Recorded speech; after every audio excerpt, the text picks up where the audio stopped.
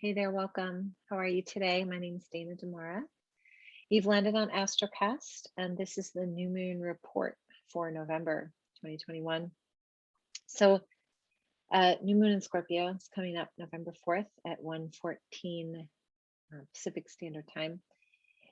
New moons are a time for new beginnings. So, if you looked up into the sky, the moon and the sun are conjunct each other, which means that they're right next to each other and you can't see the moon. So it's a time to set the seeds of intentions. It's the time to slow down, listen, feel all the time. This is just what new moons are about. And then anytime we have what we call transits or aspects, they'll hit the energy of the new moon a certain way. So every new moon is different. It lands in a different sign every time, 13 times a year. There's different transits happening, different cycles going on. And so every new moon has its own flavor, if you will. And this new moon in Scorpio is all Scorpio. So many things have gone on over the last year and a half. As you all know, we've had a global shift, paradigm shift, systems shifting, changing. If you've been keeping up with these reports, I've been talking a lot about the Saturn Uranus square that continues to happen all year, and it'll be exact again in December. And Uranus is a player with this new moon as well. And Uranus is the planet of change and shift and freedom and liberation, while Saturn is the planet of restriction and rules and systems, right? So we've had this energy all year of these two planets not technically banging into each other, but energetically squaring each other. So this new moon is a time for quiet and a time for new beginnings, but it's also got a lot of other things happening. So I'm going to share my screen with you, and I'll put my glasses on too, because that's how I can see better. Amazing. All right. So here's the new moon, what it will look like in the sky. And if you look here, you'll see that the moon is in Scorpio here. So is the sun. And then you'll see directly across from it an exact opposition with Uranus. And then you'll also notice there's like a bunch of red lines. And red lines is like, well, it's like when we were a kid and we would get our paper back from our teacher. Red lines. So it's this disharmonious energy. Now, it doesn't mean it's negative. Okay. What it means is that it's an opportunity to shift. Okay. And so there's a lot of transits that are really affecting this new moon. But the biggest one I want to talk about is the exact opposition to Uranus, and Uranus is in Taurus. So first of all, this new moon has the opportunity and like the recipe, if you will, for bringing about a little bit of disorder and chaos. So item number one, get grounded, create order for yourself, create a sense of feeling stable, right?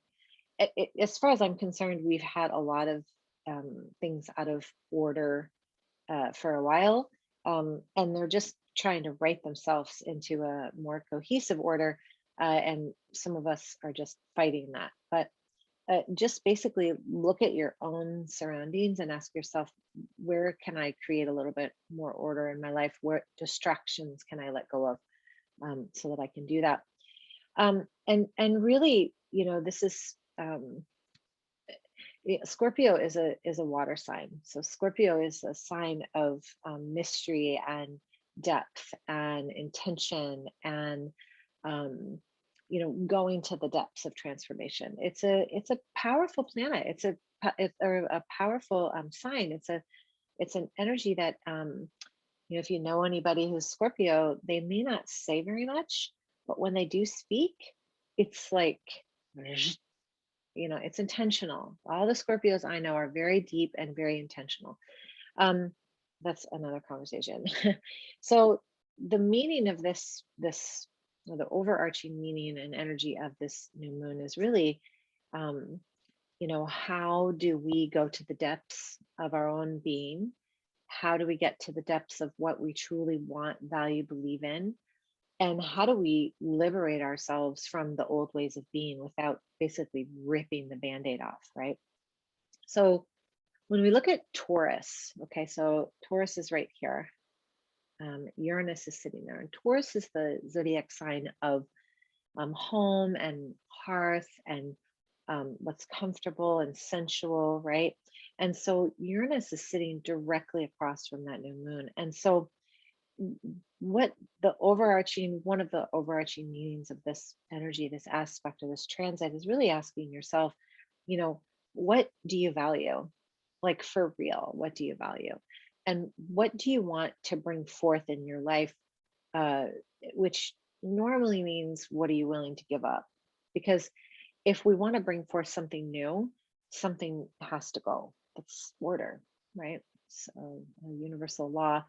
And so asking yourself those questions, what's comfortable for me? What do I value? What's important to me? And really allowing yourself to feel free to let go of the things that don't serve this either new value or refined value of who you are and what you desire in this world. Because it's opposite Uranus, Uranus is all about liberation and freedom and the higher mind, right? So it's like these intuitive insights, these um, flashes of insight, right? So allow yourself to be um, grounded, right? Like I said in the beginning, create something that is of order to you and makes you feel comfortable and secure and safe. And then remember, on the other side of that coin is that there is no such thing as complete security, and there's no such thing as control. So allow yourself to leave a door open for changes and for shifting and for things kind of either coming to you or leaving that you might have thought you needed, but you really don't, or things that you needed as a gift. So again, remember I said the red is disharmonious, right? Um, all that really means is that there's change, and that if you're gripping, there's a way to look at it. If you're gripping onto old ways of being, old thoughts, old processes, old relationships, the universe will start to come in soon and say, I've been trying to tell you here. Hold on, I'm going to stop share. The universe is going to come in and say, I've been trying to tell you to walk away from this, or I've been trying to tell you, now I'm going to just take it away. And this new moon comes just before a full moon lunar eclipse. And then Neptune will go direct, and then we'll have a new moon solar eclipse. So it's just before an eclipse. And eclipses, if you don't know this, they're like hitting the restart button on your computer. So it's like we have this restart. Now, I'll talk more about that as we get closer to the full moon, but just know that this is sort of like clean your closets, clean your drawers, get organized, get settled, because there might be like a 3-minute windstorm that comes in, or rainstorm like we have in Encinitas. I lived in Portland Vancouver, Washington for a long time, and I know what rain is, and we don't really get rain here, not very often, anyways. Anyway, so let me share my screen again. So I hope this makes sense to you. Let me share my screen, making sure I'm sharing the right screen. So you'll potentially be set up for flashes of insight, for new ideas, for new partnerships, for new people coming into you, and people coming in toward you that are hosting the same ideas and dreams and concepts as you. So have, again, that back door open for yourself, right? And remember that Scorpio gives us the ability to both empower and intuit. So Scorpio is deep, intuitive. Scorpio feels everything. Scorpio wants truth.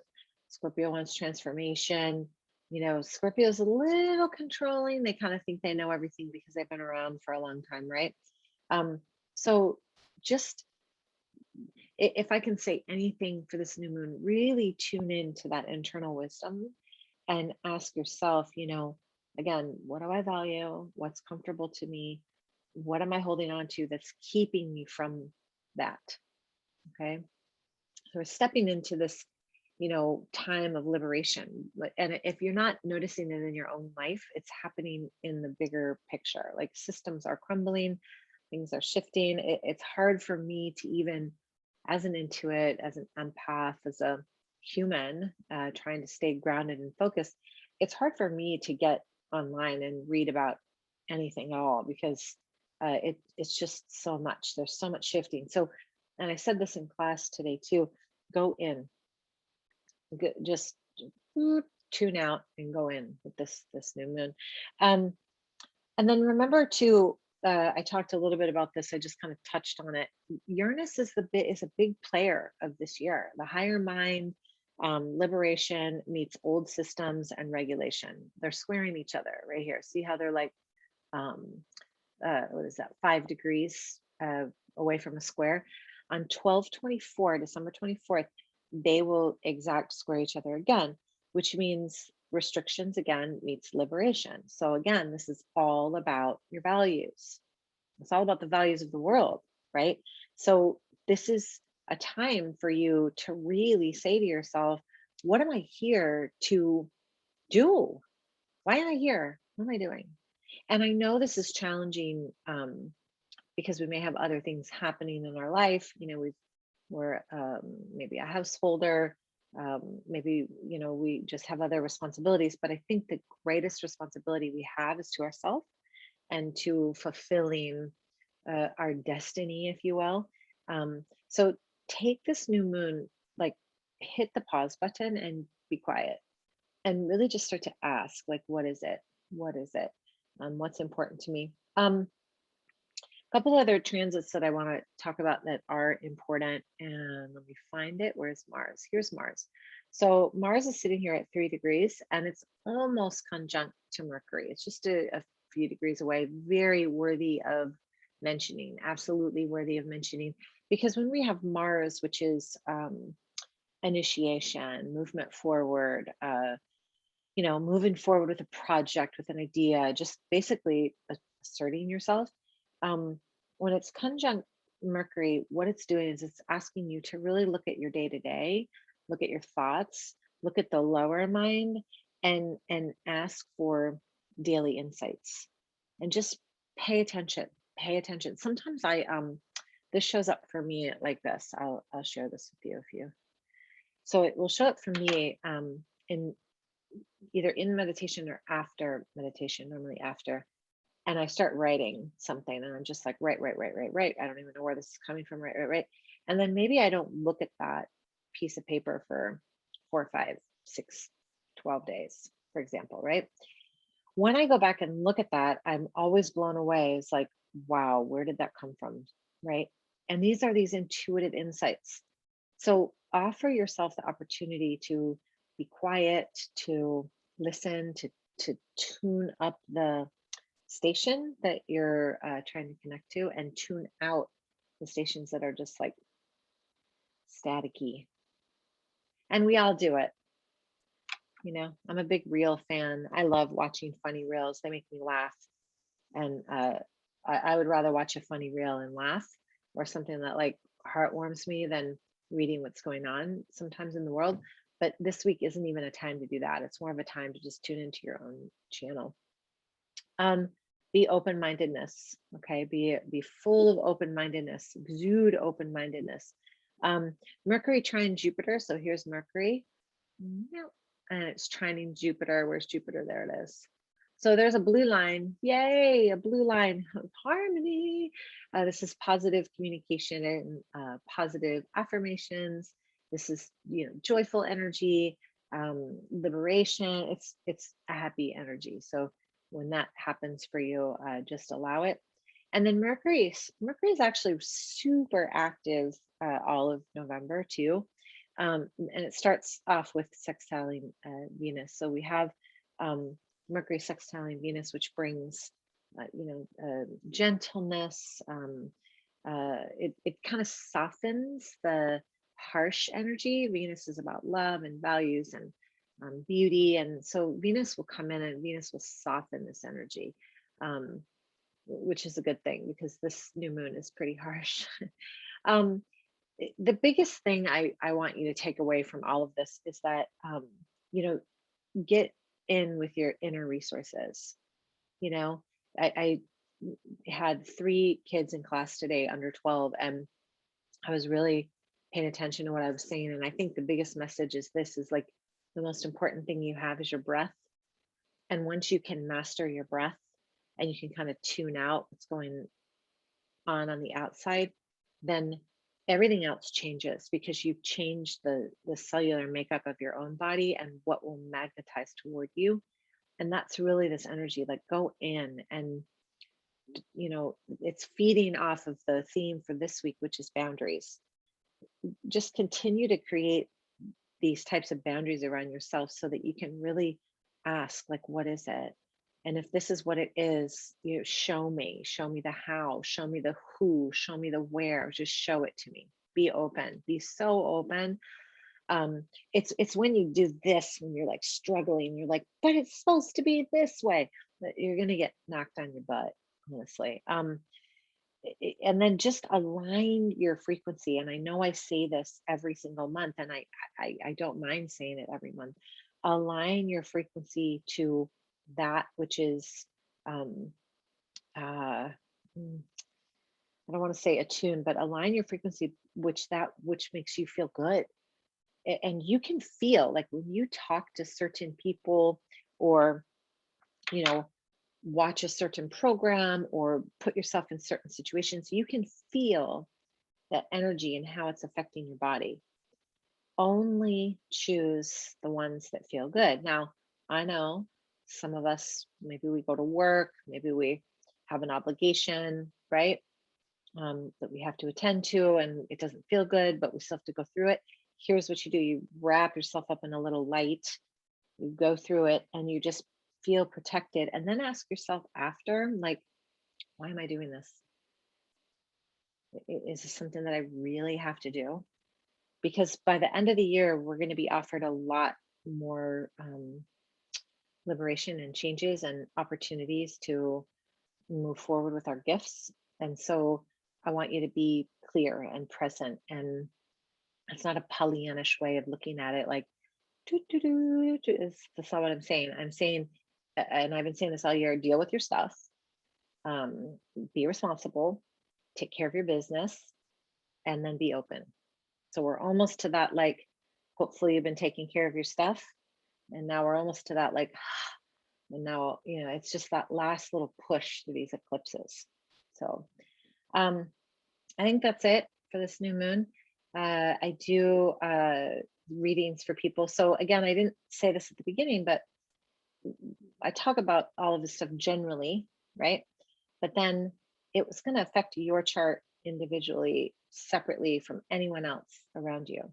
So if you ever want to see how any kind of energy is matching up with your birth chart, reach out to me. I would love to do that for you. It's very enlightening, and this is a really good time to do it at the end of the year, end of the calendar year. Look ahead to see what's happening in 2022. But just allow yourself to feel into this energy and get quiet, tune in. This is all about you aligning your frequency. Okay. Again, you can find me at danademara.com and on YouTube and Instagram and all the things. So hopefully I will see you somewhere soon on this path. In the meantime, have a beautiful, beautiful day. Mwah. Namaste. Thank you.